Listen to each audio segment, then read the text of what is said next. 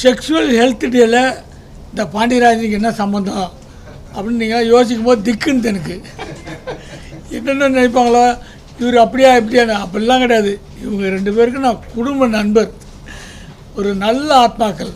அதாவது பாண்டியராஜனை என்ன டவுட்டு நல்லா தெரிஞ்சு வச்சு எங்கள் வீட்டு பசங்கள்லேருந்து என் பேரன்லேருந்து எங்கள் மருமக எல்லோரையும் பேர் சொல்லி கூப்பிடுவாங்க. அதே மாதிரி அவங்க வீட்டு நிகழ்ச்சிக்கெலாம் நான் போவேன். அப்போ நல்ல குடும்ப நண்பர்கள்.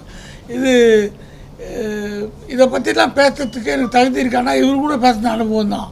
நான் இவங்க கூட கஜுராவுக்கு போயிருந்தேன். கஜுரா சிற்பங்கள்லாம் இருக்காங்க. அங்கே ஒரு ஃபிலிம் ஃபெஸ்டிவல், இந்த சம்மந்தப்பட்ட செக்ஷுவல் சம்மந்தப்பட்ட ஃபிலிம் ஃபெஸ்டிவல். நான் ஒரு குறும்படம் எடுத்திருந்தேன், ஏற்கனவே சொல்லியிருக்கேன், இருந்தாலும் அறிமுகம். அது ஹெல்ப்னு ஒரு படம் எடுத்திருந்தேன். அந்த படத்தை அந்த ஃபெஸ்டிவல்காரங்க அங்கே திரையிட கேட்டாங்க. நான் போய் அங்கே போட்டு காமிச்சேன்.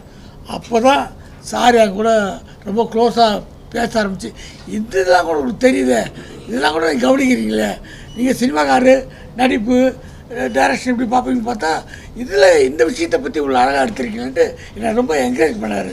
அடிக்கடிக்கு பேசுவோம். அது அந்த நட்பு அப்படியே தொடருது வருஷங்களில். இவங்க நிகழ்ச்சி, குடும்ப நிகழ்ச்சிகள்லாம் நாங்கள் போவோம், எங்கள் நிகழ்ச்சிகளாக இவங்க வருவாங்க. அப்புறம் இவங்க எதிர்க்க மேடமுடைய அந்த ஆகாஷ் மெடிக்கல்ஸு, அது ஆகாஷ் ஃபெசிலிட்டி சென்டர்ஸு, அங்கே நான் ஒரு நாள் அந்த லாபியில் வெயிட் பண்ணுறேன். உள்ளே யாரோ போயிருக்காங்கன்னு, நம்மளோட முக்கியமான பொழுது யாரோ போயிருக்காங்கன்ட்டு நான் வேறு ஒரு விஷயமா கேட்குறதுக்கு போயிருக்கேன். உட்கார சொல்லிட்டாங்க. உட்காந்துருந்தேன். உள்ளேருந்து ஒரு 65 வயசு மிக்க ஒருத்தர் வர்றாரு. ஒரு 55 வயசு உள்ள ஒரு லேடி வராங்க, 2 பேரும் ஹஸ்பண்ட் ஒய்ஃபு. அப்போ முதல்ல அந்த ஹஸ்பண்ட் வந்துட்டார். அதுக்கப்புறம் அந்த லேடி வந்தவங்க அப்படியே பிடிச்சி அந்த 65 வயசு ஆளை கட்டி பிடிச்சி எல்லோரும் கிஸ் பண்ணிட்டாங்க. எனக்கு திக்குன்னு ஆச்சு, இதெல்லாம் சென்சாரா இல்லையா, இது என்ன அநியாயமாக இருக்குன்னு. அங்கே அப்படிப்பட்ட ஒரு செய்தி சொல்லியிருக்காங்க. அவங்களுக்கு குழந்தை இல்லாமல் அவ்வளோ தவறு இருந்திருப்பாங்க. அவங்களுக்கு அதுக்கான மெடிசனுக்கு ட்ரீட்மெண்ட்டுக்கு மேடம் வந்திருக்காங்க. அவங்கள அந்த உணர்ச்சி வசப்பட்டு அழுது கட்டியை பிடிச்சது எல்லோரும் பார்க்குறாங்க. நான் நிகழ்ச்சி அது படத்தை சீனை விட முக்கியமாச்சு. ரீரிகார்டிங் இல்லாமல், எஃபெக்ட் இல்லாமல் அப்படி இருந்துச்சு. இது என்னடா இதுன்னா ஒரு குழந்தையின்மை அவ்வளோ பெரிய விஷயன்றத எல்லாருக்கும் தெரிஞ்சாலும் ஒரு நிலையத்தில் பார்க்கும்போது எனக்கு மெய் சேர்த்துட்டேன். எல்லாருக்குமே ஒரு பையன் கல்யாணம் பண்ண பிறகு என்னப்பா விசேஷம் இல்லையா கேட்டால் சொல்கிறேன்னவா அவன் 1 வருஷம் 2 வருஷம் சொல்லுவான். 3ஆவது வருஷம் கேட்டால் அவன் இரிட்டேட் ஆகிடும். ஒரே டார்ச்சர் பண்ணுறாங்க. இது எல்லார் வாழ்க்கையிலையும் பார்க்குறோம். இது அவங்களுக்கு நடக்கும்போது நடக்கும். இது பசங்களுக்கு பேரப்புள்ளன்னு ஒன்று இருக்குல்ல, பெற்றவங்க கல்யாணம் பண்ணி வச்ச பிறகு ஒரு பேரம் பேத்தியை கல்லை பார்த்து என் மண்டையை போட்டுனுப்பா. பேரம் பேத்தி வந்து அது நிஜ வாழ்க்கைக்கு ஒருத்தர் கேட்டிங்கன்னா ஒரு கதை, நான் இப்போ டேரக்டராக எவ்வளோ கஷ்டப்பட்டுருப்பேன், அதெல்லாம் சொன்னால் பெரிய கதை. அப்புறம் நடிகன் ஆகிட்டேன். இந்த உருவத்துக்கு இந்த உயரத்துக்கு நான் நடிகன் ஆகி டூயட் பாடுறேன்னா ஜனங்க பார்க்குறாங்கன்னா எவ்வளோ சகிப்பு தன்பேன் ஜனங்களுக்கு. நம்மளை ஒத்துக்கிட்டாங்க, அப்படியே வந்துட்டோம். இது பசங்களை கல்யாணம் வச்சு எல்லாம் பண்ணோம். ஆனால் இதுக்கெல்லாம் கஷ்டப்பட்டுருக்கோம், பலன் கிடச்சிருக்கு, ஒன்று ஜெயிக்கிறோம். ஆனால் கஷ்டமே நம்ம படாமல் நம்ம வாழ்க்கையில் கிடைக்கிற பெரிய ஒரு சொர்க்கம் எதுன்னா பேர பிள்ளைங்க. உங்கள் பேரன் வந்து உங்களை பேர் சொல்லி கூப்பிட்டானா அதில் கிடைக்கிற சந்தோஷமாக இருங்க. இன்றைக்கி லைஃப்பில் நான் அதை அனுபவிக்கிறேன். அதை நான் சொல்கிறேன். எனக்கு 2 பேரன், அவங்க பேர் சொல்லிக்குவான், பாண்டியராஜன் அப்படின்னு மெட்டுவான். அவன் கூப்பிட்றதுல எனக்கு அவ்வளோ சந்தோஷம். எங்கள் வீட்டில் இப்போ அவர் சொல்லுறது தான் கேட்பேன்.